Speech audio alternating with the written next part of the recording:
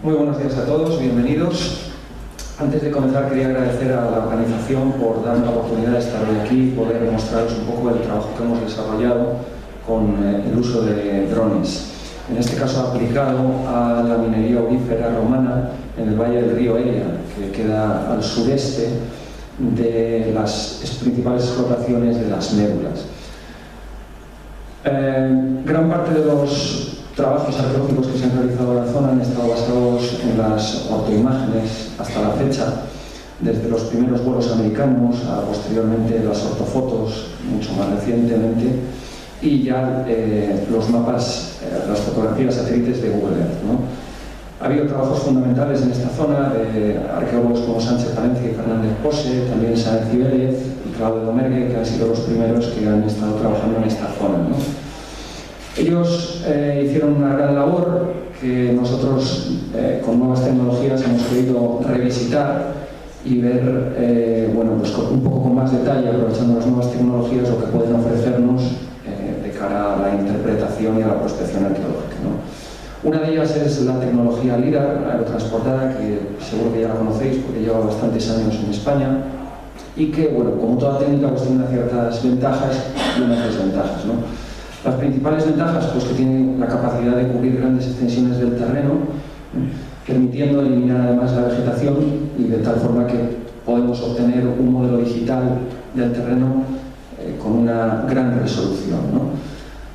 Permite además, implementando estos modelos digitales dentro de un sistema de información geográfica, modificar parámetros de visualización, lo cual lo hace mucho más útil porque mediante diferentes técnicas de visualización pues podemos ver mucho más, no solo modificando la localización de la fuente luminosa, sino además otros parámetros estadísticos que nos van a dar mucho más juego a la hora de identificar elementos arqueológicos.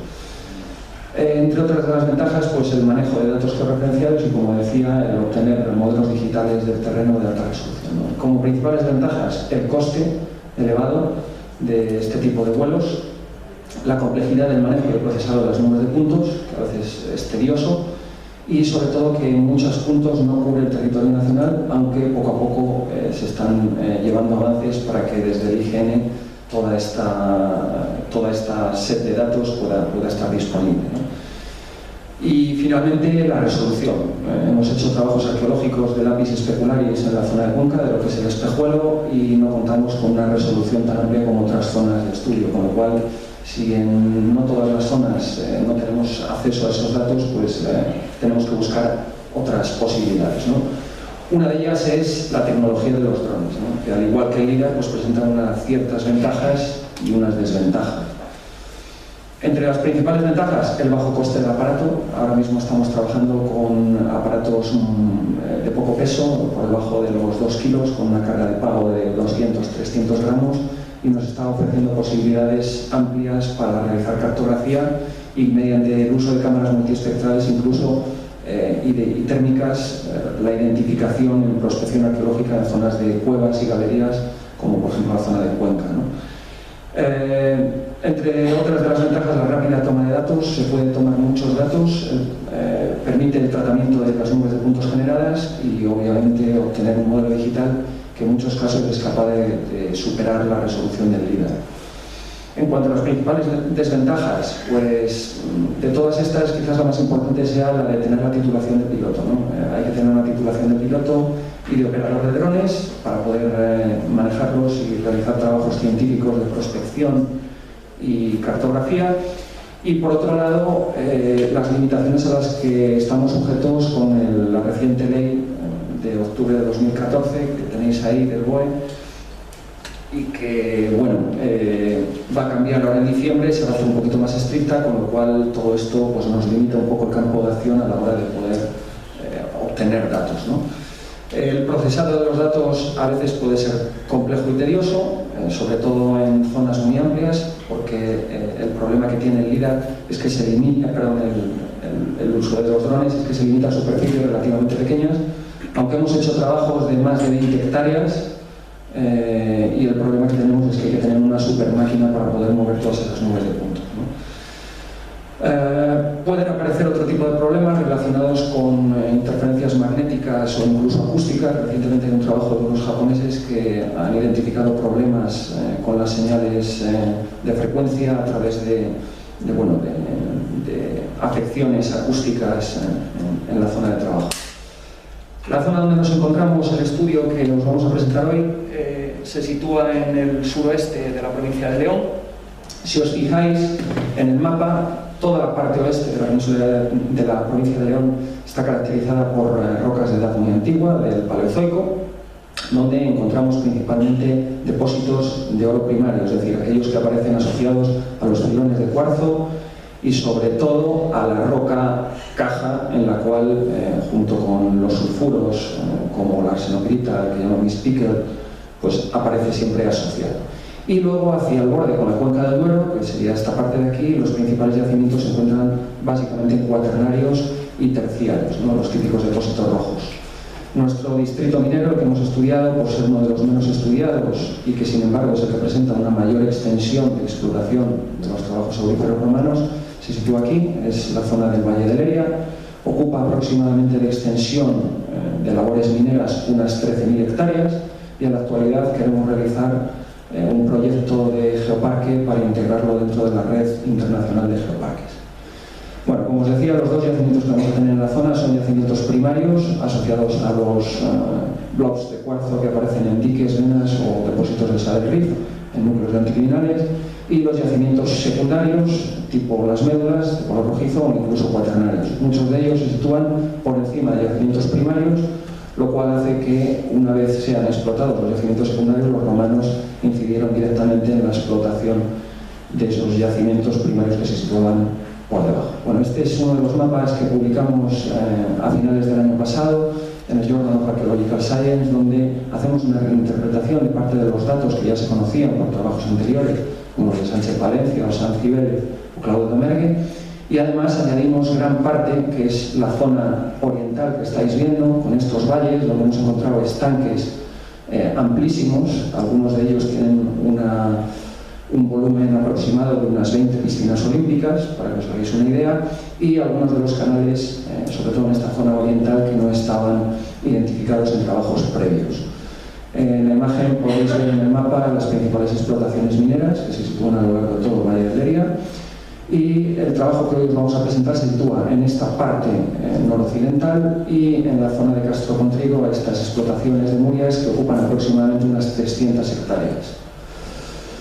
Hasta ahora los trabajos que se habían realizado con fotografía aérea en zonas de valles aledaños permitían observar muy bien gran parte de las explotaciones mineras. Aquí tenéis el típico celo, como nos explicaba ayer Jesús Celis, que es muy típico de campamentos mineros que sirvieron también para explotación durante la ocupación, y algunas explotaciones como esta de Circo, según Claudio Domergue, que están conectadas con unos canales que se van prácticamente que desembocan en las explotaciones.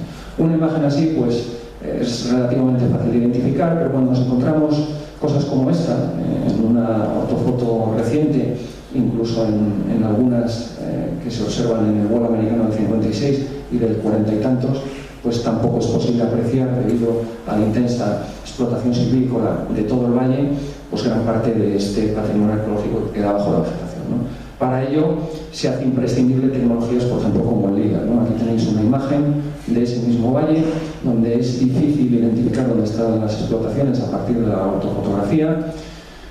Cuando utilizamos un LIDAR de 1 metro, podemos ver que quedan algunas marcas que hacen intuir que debe de haber algo, pero no sabemos muy bien el qué, y cuando hacemos un clasificado de la nube de puntos LIDAR, pues ya podemos ver justo lo que hay debajo, ¿no? Que son una serie de surcos convergentes, con explotaciones en forma de embudo y con un canal de desemboque final, que es lo que se denomina aboga, en términos utilizados por Plinio el Viejo, que es donde se realizaba la extracción y el bateo del oro, ¿no? Aquí tenéis una imagen de algunas de esas explotaciones realizadas con el dron.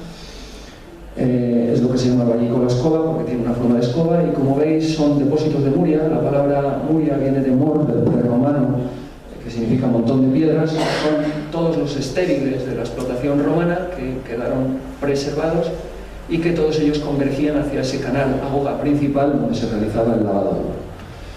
Hemos preparado un vídeo cortito donde pues, os mostramos un poco una síntesis de todo lo que es el Valle de Leria en términos de explotación minera. Os voy a ir explicando un poquito.